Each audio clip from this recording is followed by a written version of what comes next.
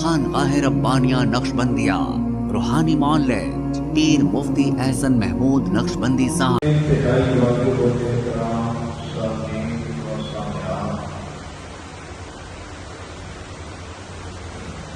آج جمعہ المبارک کے اس مبارک اجتماع کے اندر ایک بہت اہم عنوان ہے، اس حوالے سے گزارشات کرتے ہیں۔ وہ ہے تقدیر، جو ہے تقدیر۔ اب تقدیر کا صحیح مفہوم، تقدیر کی صحیح تعلیم کیا ہے، وہ آپ کی خدمت میں بیان کرتے ہیں۔ تقدیر اللہ تبارک و تعالیٰ نے ہر انسان کے بارے میں جو دنیا میں آیا ہے، اس کے بارے میں ایک تقدیر، ایک تحریر، ایک فیصلہ وہ یہ کرتا ہے۔ اب صبح سے لے کے شام تک، شام سے لے کے صبح تک ہماری ایک زندگی گزر رہی ہے۔ زندگی کے اندر مختلف مرحلے آ رہے ہیں، کہیں خوشی ملتی ہے، کہیں غم مل رہا ہے، کہیں مال مل رہا ہے، کہیں مال جا رہا ہے، کہیں نفع ہو رہا ہے، کہیں نقصان ہو رہا ہے۔ مختلف قسم کے حالات، واقعات ہماری زندگی کے اوپر رونما ہوئی ہے۔ ان سب کے سب کا نام تقدیر ہے،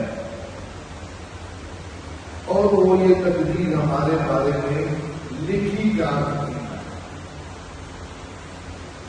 اب ہمیں حکم کیا دیا ہے؟ ہمیں اس تقدیر کے اوپر راضی رہنے کو حکم دیا۔ ہم اس تقدیر جو ہماری تقدیر لکھ دی گئی ہے، ہم اس سے آگے پیچھے نہیں ہو سکتے۔ ایک آدمی پروجیکٹ یہ تھا، جو تقدیر اس کے بارے میں لکھ دی گئی ہے، وہ اگر اپنی تقدیر کے بارے میں راضی نہیں بھی ہے تو نقصان اس کا اپنا ہوگا۔ اس کی رضامندی نہ ہونے کی وجہ سے تقدیر کے اندر کوئی تبدیلی نہیں آئے گی۔ ہم یہ نہیں کہہ سکتے کہ بھائی ایک آدمی اپنی تقدیر سے راضی نہیں ہے، اس کی تقدیر کی تبدیلی آ جائے گی۔ لیکن آپ ساتھ اوپر گھر میں جاتے ہیں، گھر میں ایک ایسا سادن بنا ہوتا ہے جو آپ کی تقدیر کے خلاف ہوتا ہے۔ بھائی میں سادن سے راضی نہیں ہوں، تو اب زیادہ زیادہ کیا ہوگا، آپ کو وہ سادن بنا دیں گے، وہ ترکاری بنا دیں گے جو آپ کو پسند ہے۔ یہ ہوگا نا کہ میری ایک گھر میں چیز مجھے پسند نہیں ہے، اس کے متبادل یہ ہوگا کہ مجھے دوسری چیز بنا کے دے دی جائے۔ یہ تو ممکن ہے، یہ تو ہے۔ لیکن ایک آدمی اللہ کے فیصلے میں کہتا ہے میں راضی نہیں ہوں، تو اب اس کی وجہ سے یہ نہیں ہو سکتا کہ اللہ کا اپنا فیصلہ بدل دے۔ میں جناب صاحب راضی نہیں ہوں، محترم جناب راضی نہیں ہے میرے فیصلے میں، میں اپنا فیصلہ بدلتا ہوں، یہ ناممکن بات ہے۔ اس لیے اللہ تبارک و تعالیٰ نے جو فیصلہ لکھ دیا ہے، جو تقدیر بنا دیا ہے، اب ہمیں اس تقدیر کے اوپر راضی رہنے کا حکم ہے، ہم رہیں اس کے اوپر راضی۔ اب ایک حدیث سنا دوں، حضرت عبداللہ بن مسعود رضی اللہ تعالیٰ عنہ فرماتے ہیں، یہ بات میرے لیے آسان ہے، یہ بات میرے لیے آسان ہے، میں آگ کا انگارہ منہ میں لے کر چبا دوں۔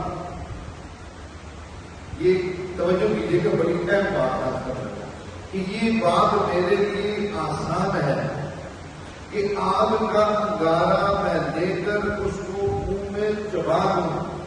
یہ بات میرے لیے مشکل ہے کہ ایسا کوئی کام ہو چکا ہو، کوئی فیصلہ ہو چکا ہو، کوئی کام ہو چکا ہو، میں یہ کہوں کاش یہ نہ ہوتا۔ ہم آپ کو زندگی میں لفظ کاش بہت سوال کاش یہ نہ ہوتا. مثال کے طور ایک آدمی فوت ہو گیا, ہم کہیں الگ طرح سے فیصلہ ہو گیا, وہ فوت ہو گیا, بات ختم ہو گئی, ہم کہیں کاش وہ آدمی زندہ ہوتا.